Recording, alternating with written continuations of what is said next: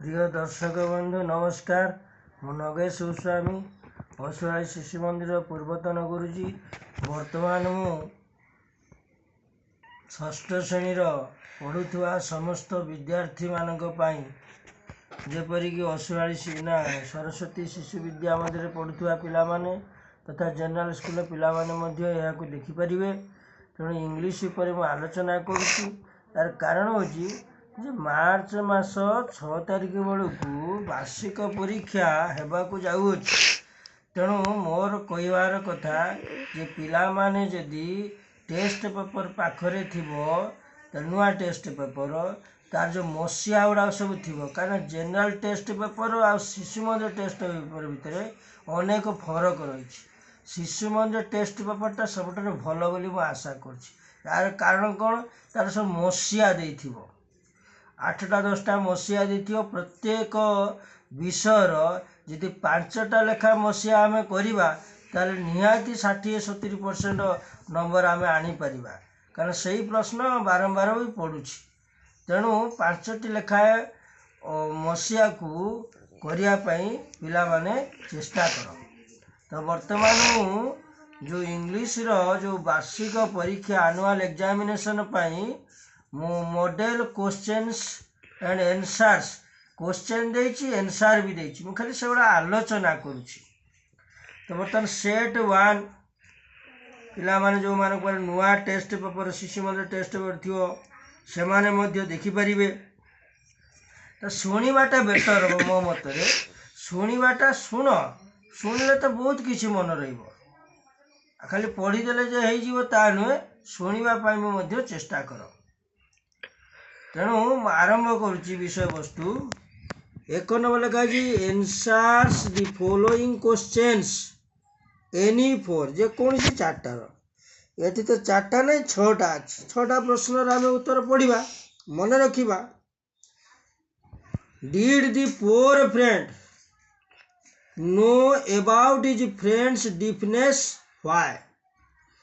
Did the poor friend know माने गरीब सांगटी जानी पारिला कि अबाउट हिज फ्रेंड्स डिफनेस तार सांग काल बोली से जानी पारिला पुणे लगा व्हाई माने कहीं तार आंसर आम पढ़ा लगा नो नो माने ना।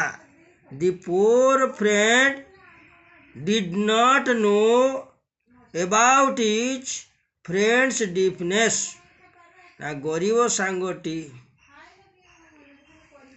तार सांग काल बोली जानी पारिला नहीं। No the poor friend did not know about his friend's deafness तापर कहीं व्हाई जो लिखा है तार आंसर पढ़ा।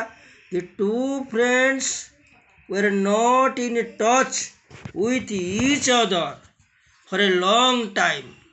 दीर्घ दिन धरी दुई जन सांग रो संपर्क नथिला मैंने परस्पर सहित मिसी नथिले।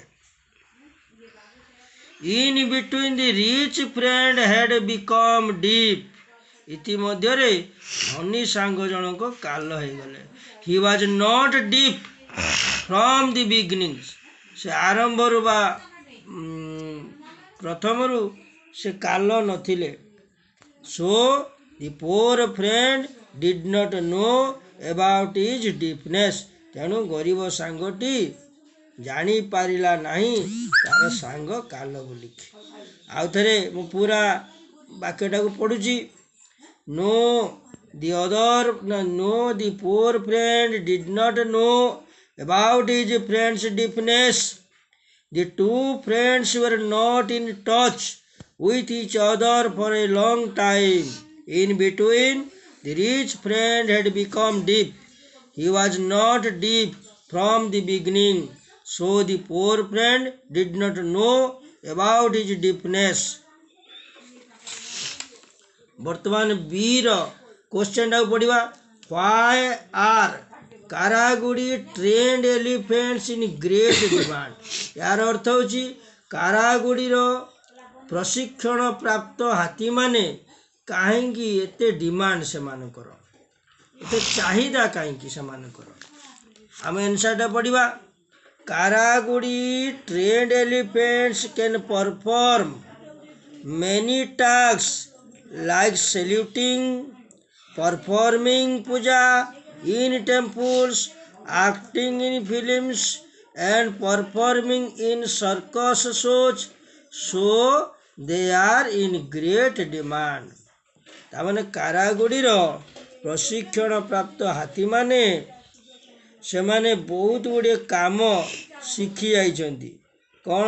ସେଲ୍ୟୁଟ୍ ମାରିବା କାମ, ମନ୍ଦିରରେ ପୂଜା କାମ ଅର୍ଥାତ୍ ଫୁଲ ଅର୍ପଣ କରିବା, ଘଣ୍ଟି ବଜେଇବା, ଆଉ ଫିଲ୍ମରେ ଅଭିନୟ କରିବା କାମ, ସର୍କସରେ ଖେଳ ଦେଖିବା କାମ ସବୁ ଶିଖିଥାନ୍ତି। ତେଣୁ ସେମାନଙ୍କର ଚାହିଦା ଅଧିକ। So they are in great demand. ବର୍ତ୍ତମାନ ସିଟାକୁ ଟିକେ ଆଲୋଚନା କରିବା।